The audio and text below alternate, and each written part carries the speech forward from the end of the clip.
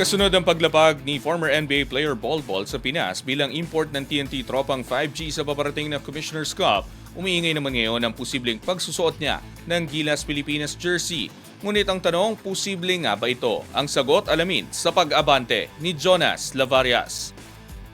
Tila malabo nang mangyari ang mga espekulasyon na maaaring maglaro si Bol Bol para sa Gilas Pilipinas bilang naturalized player matapos kumpirmahin ang kanyang desisyon na kumatawan sa South Sudan sa darating na Olympics. Ayon kay TNT Tropang 5G Team Manager Jojo Lastimosa, sinabi mismo ni Bol na nakalaan ang kanyang puso at plano para sa South Sudan national team. Ang tubong Khartoum Giant ay eligible na maglaro para sa South Sudan at nauna na siyang naging bahagi sa pool ng kanilang national team habang pinapalakas ng bansa ang basketball program nito sa pandaigdigang entablado. Noong 2017, isinama si Bol sa final selection stage ng United States roster para sa FIBA Under-19 Basketball World Cup, ngunit hindi siya napili ni head coach John Calipari. Nito lamang 2024, kabilang siya sa 50 pre-selected players para sa South Sudan national team para sa Summer Olympics, ngunit hindi nakasali sa dahilang hindi na pinaalam. Ayon sa FIBA rules, ang mga players na nakapaglaro na para sa isang bansa sa official competition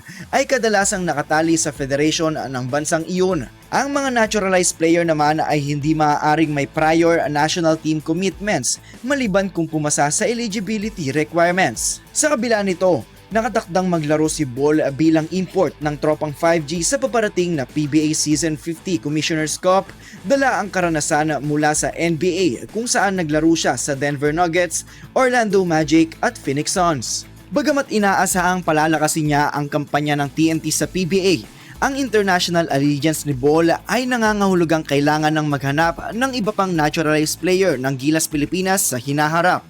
Ako, si Jonas Lavarias, Abante Sports, now na.